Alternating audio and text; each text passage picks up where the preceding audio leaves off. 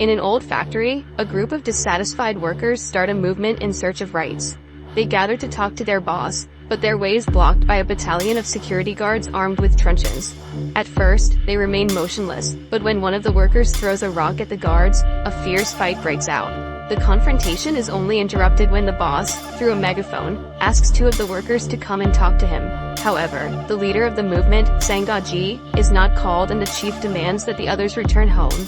They obey and, at nightfall, Sangaji returns home to find his wife and young son, called Sankeka. The boy doesn't understand why his father gets into these fights, but he replies that it's everyone's duty to fight the injustices of the world.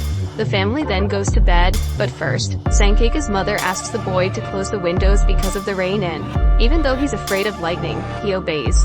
3 days pass and the workers summoned by the boss still haven't returned. Sangaji then gathers his colleagues again to find out what happened and, just as before, they find themselves facing armed guards and another battle begins. This time, however, one of Sangaji's own colleagues stabs him in the back, eliminating him. Sankeka, who had been following his father in hiding, sees everything and runs towards his body, but it's too late. A downpour begins and the boy, furious at this tragedy, grabs one of the guards' shields and tries to fight them off. However, Sankeka accidentally shoots an electric charge from his hands, hitting everyone around him and being thrown back by its immense power.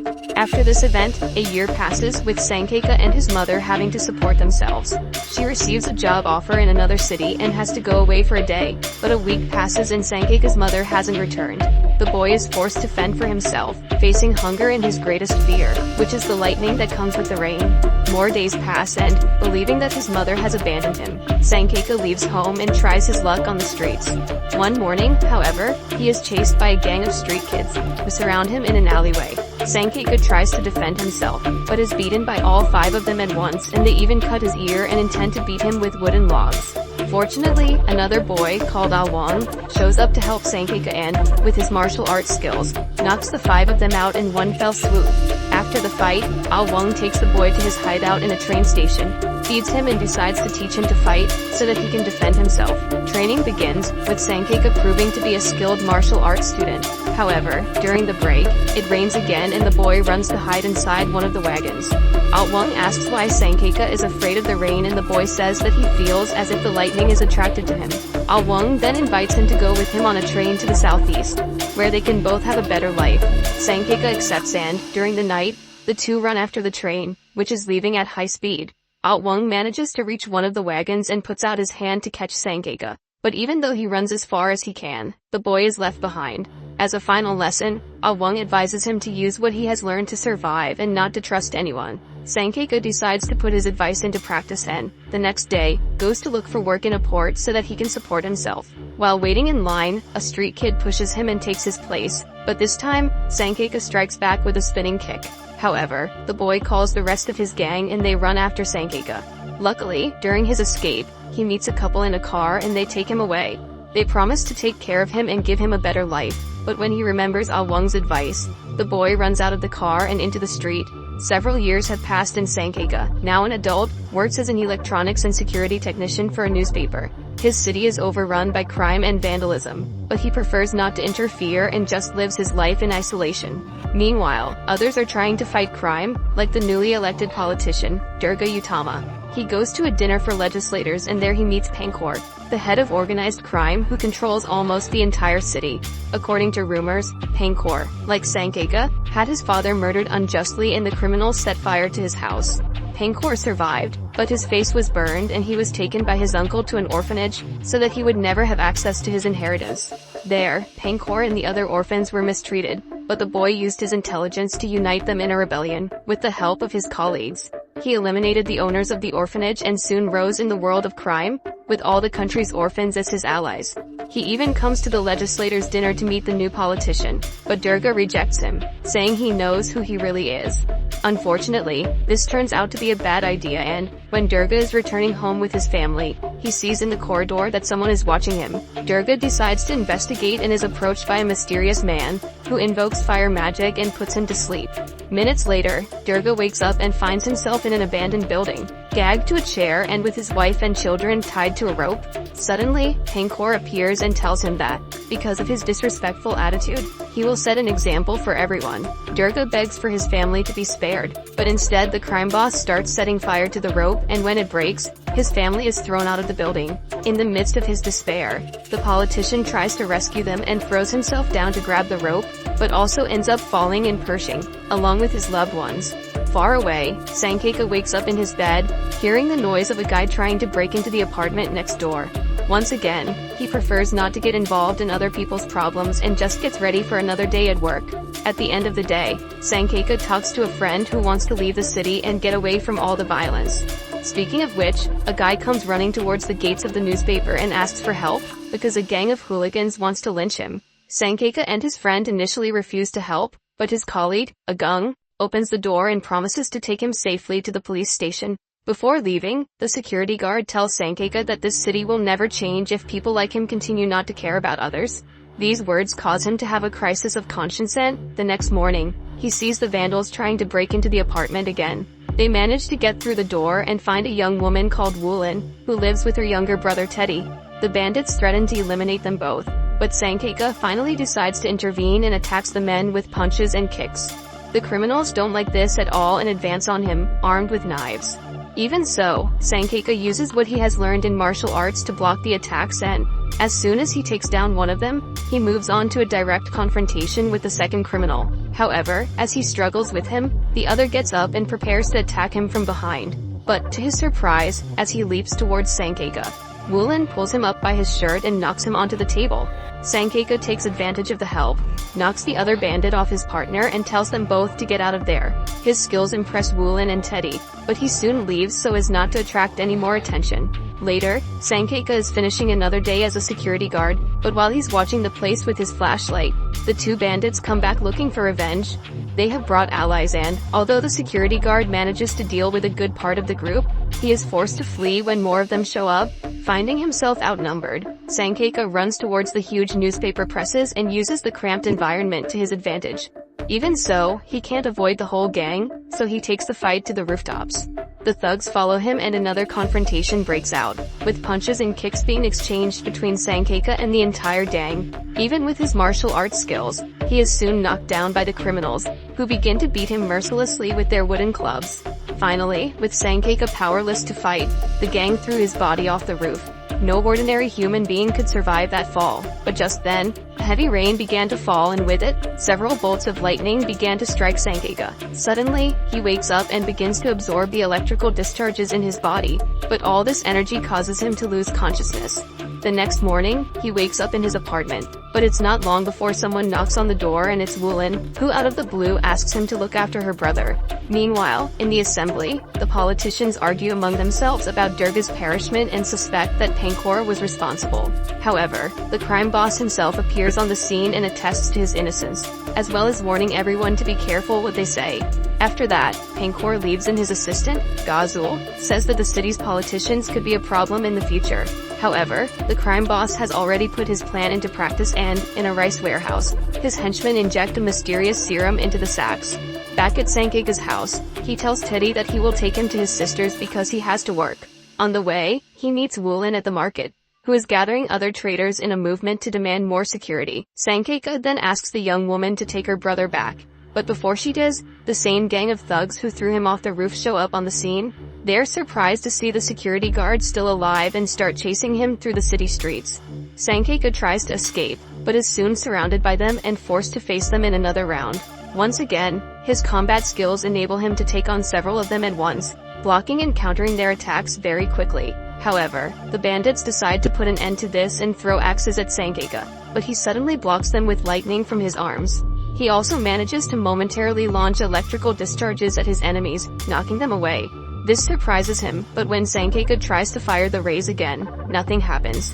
So he grabs one of the bandits' wooden clubs, and with it, Sankaka manages to finish off the rest of the gang. The whole battle is seen by Woolen and the merchants, who are impressed by the security guard's skill, but Sankaka ignores them and leaves. Hours later, he is at work talking to Agung about what happened and says that, for a moment, he thought he had special powers. Soon afterwards, Woolen appears on the scene and asks Sankaka to return to the market, as everyone believes he is a hero and will defend the people of the city. Sankaka refuses, saying that he has no superpowers, but everyone notices that, as well as shooting lightning, he seems to have healed from the injuries sustained in the fight. Nevertheless, he refuses and Woolen and her colleagues leave, disappointed with Sankaka's attitude. Unfortunately, when the security guard finishes his work and returns home, he finds the market covered in flames and several shopkeepers injured. In the face of the people's despair, Woolen says that Sankaka cannot refuse to help the people in the face of injustice. She believes that the group of vandals who attacked them are the ones who caused all this and asks the security guard to help her fight their leader, Ganda, one of Pankor's servants. When he hears about this, Sankaka decides to do something about it, but he still doesn't know the origin of his powers or how to control them. Then, on another night at work, Woolen and Teddy go to talk to him, just as another rainstorm, full of thunder, begins to fall. This reminds Sankaka of his fear of lightning and how he absorbed it the night he was almost eliminated. Because of this, he walks into the rain and receives an electric charge, which sends him crashing to the ground. Agung rushes to help him, but as soon as he touches Sankaka, he is thrown away by a bolt of lightning. Finally, the security guard realizes that lightning is what gives him energy and Woolen takes the opportunity to test this by hitting him with an iron bar, but Sankaka feels no pain. With his energy recharged, he accompanies Woolen and her companions to a wedding party where they will meet Ganda. When they get there, the guy runs away when he sees the group and his henchmen try to protect him, but the bride of the wedding soon shows up wanting to know what's going on. However, before the conversation can continue, several of the guests start to feel ill. Coincidentally, they are all pregnant and it is soon reported that several women around the city, who are expecting their babies, began to feel ill at that very moment. The media then discover that this happened because of the rice contaminated by Pankor's henchmen. According to experts, a serum was injected that affects the brains of fetuses, making them unable to distinguish right from wrong. In this way, an immoral generation will be created, who will soon become Pankor's future followers. The news ends up inflaming the townspeople and what follows is widespread confusion in the streets, with vandals taking the opportunity to destroy stores and break into houses. However, that same night, Sankaka appears, wearing a mask, and tries to stop the troublemakers.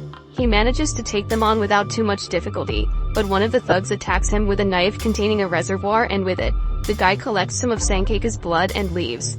After this fight, the security guard returns to his workplace, where Woolen is treating his injuries.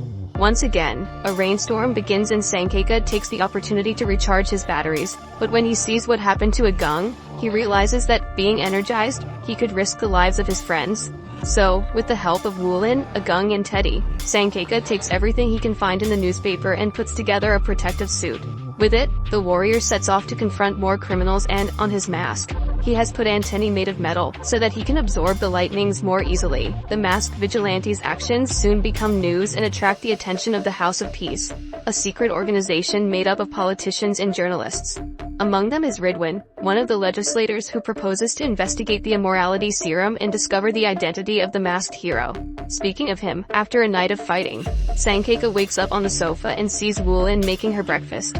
Little by little, the young woman seems to be getting attached to the hero and, after making the food, she leaves the room, but ends up being approached by a group of troublemakers. Sankaka rushes to help her, but the guys say they didn't come to fight, but to clarify that it wasn't them who set the market on fire. They say that it was Adi Suleiman, a famous violinist, who caused it, as they saw him in the market on the same night as the incident. Upon hearing this, Sankaka goes to the theater, where the violinist will be performing that evening. After the show, the musician leaves through the back door, but is approached by the masked hero, who demands to know why he set fire to the market. In response, the violinist pulls a blade from inside the violin stand and attacks Sankaka.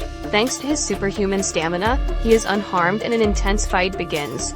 With his skill, Sankaka soon gets the upper hand in the fight and, during the struggle, he sees a strange mark on his opponent's chest. Seeing that he's no match for him, the violinist runs off down the road, but the man doesn't notice a car coming towards him and is violently run over by it. The next day, Pankor finds out about the perishment of the violinist, who is a member of the league formed by the most faithful orphans of his organization. He then plans to take revenge not only on the hero who eliminated his ally, but on everyone in the House of Peace. To do this, he summons the other 9 orphans of the league, entitled the Dancer, the Hypnotherapist, the Nurse, the Blacksmith, the Painter, the Student, the Chef, the Model, and the Sculptor. Everyone heeds the call and, one by one, begins to eliminate the politicians and journalists who are part of the secret organization. One of the orphans, the dancer, who wears a mask on the back of his head, attacks Ridwan in his car and, despite the efforts of his security guards, they are all eliminated by him. Finally, he has to eliminate the legislator, who locks himself in his car to protect himself. The villain then advances towards him, but here comes Sankaka, wearing his costume and challenging the dancer to a direct confrontation. The hero's skill impresses his enemy, to the point where he has his mask removed by his opponent. Finally, Sankaka throws him away and, seeing that the hero was stronger than he thought, the orphan flees.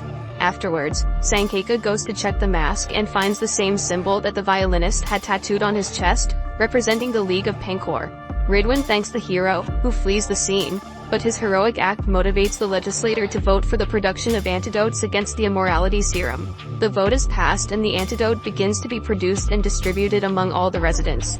The problem is that the company responsible for this is a subsidiary of Pankor, and instead of an antidote, a substance will be used to potentiate the serum. However, Ridwan had ordered an analysis of the antidote from a private laboratory as a precaution and discovers Pankor's plan. He then sends his assistant to notify the vaccination posts and asks him to find out the location of the masked hero. After searching for him, he discovers his real identity and sends him the phone number of the place where he works. Ridwan quickly calls there and manages to speak to Sankaka, warning him about Pankor's evil plan. The hero decides to stop the villain, but he doesn't have to, as Pankor has already discovered his secret identity and appears in the newspaper, along with his League of Orphans. Dressed in his costume, Sankaka challenges them to a fight and confronts the model and the chef first. Even without his powers recharged, the hero confronts them both at the same time, managing to knock the model into a hole.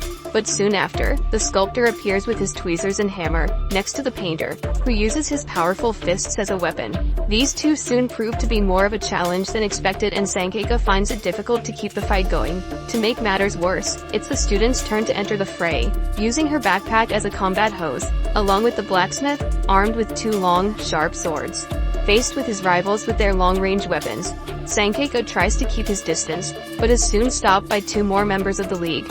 The first, whom he has faced before, is the dancer, followed by the nurse, who uses daggers as a combat weapon. In the midst of so many enemies, the hero begins to feel exhausted and can barely stand. But he can't rest, because Wulin, Teddy and Agung are being taken to the roof by the villain. He rushes there and finds his friends taken hostage by Pankor and his orphans, including the hypnotherapist. Sankaka asks the villain to spare his friends, but without hesitation, the chef stabs Agung in the back. Before he perishes, the security guard tells him that Sankaka's strength has always been inside him and tells him to release it completely. This makes the hero even more motivated and, through his own body, he manages to absorb electricity from the skies, becoming more powerful than ever. Sankaka then calls all the orphans to face them at the same time, and one by one, he eliminates them with ease. However, when it's the hypnotherapist's turn, he invokes his magic to make the hero fall asleep. In his dreams, Sankaka sees himself in his old house, with his parents sitting on the sofa. They promise never to leave him again, but Sankaka soon realizes the deception and manages to return to reality, just in time to block the blacksmith's attack. He then grabs one of the blades and summons more lightning, causing the sword to shatter and a wave of energy to hit and eliminate the blacksmith and the hypnotherapist. Seeing that his allies have almost all been eliminated, Pankor tries to stab Sankaka in the back, but Ridwan appears on the roof and shoots the villain. In his last moments, Pankor sends his last orphan, the painter, fleeing and tells him that his plan with the immorality serum will be completed. Sankaka, however, says that he will stop him and then sets off on his motorcycle in search of the car carrying the antidote. The hero manages to find him and pulls him over, but the driver pulls out a pistol and shoots him, causing him to fall off the bike. To the guy's misfortune, another mysterious heroine appears on the road and uses her scarf to stop the car, causing it to overturn on the highway. Thanks to this, Sankaka reaches the vehicle and summons a powerful bolt of lightning, which destroys not only the antidotes in the car, but also those in the vaccination center. The day was saved by him, but 3 women were still injected with the antidote and their babies will be born, according to Pankor's evil plans. At the same time, in a museum far away, Ganda is standing next to Gazul, who has his own hidden plans underneath. Gazul reveals that on the wall of the museum is the body of Kiwilawak, a powerful ancient warrior. He planned to resurrect him and, with Ganda's help, broke through the wall and found his body, decapitated. However, Gazul had found his long-lost head and, by putting it back together with the blood collected from Sankaka by the knife, the warrior comes back to life. Kiwilliwook asks why Gazul has brought him back, and he says that the warrior's old enemy has returned. He still doesn't know his true identity, but that enemy is Rundala, the warrior of thunder. This legendary hero is none other than Sankaka, which explains his power to absorb and control lightning. Upon learning this, Kiwilliwook orders Gazul to gather his army, as the battle between the enemies of the past is about to begin. Days later, Sankaka appears on the rooftops of the city, now wearing an improved uniform made with Ridwan's help. He promises to protect his city from crime, without suspecting that he will soon face his greatest challenge, in the form of Kiwilliwook. Luckily, he has the help of the mysterious heroine, whose real identity is Shreya C. She watches Sankaka from afar and knows that, in the near future, she will have to ally herself with him to fight a powerful enemy. So what did you think of this movie? Leave it in the comments below.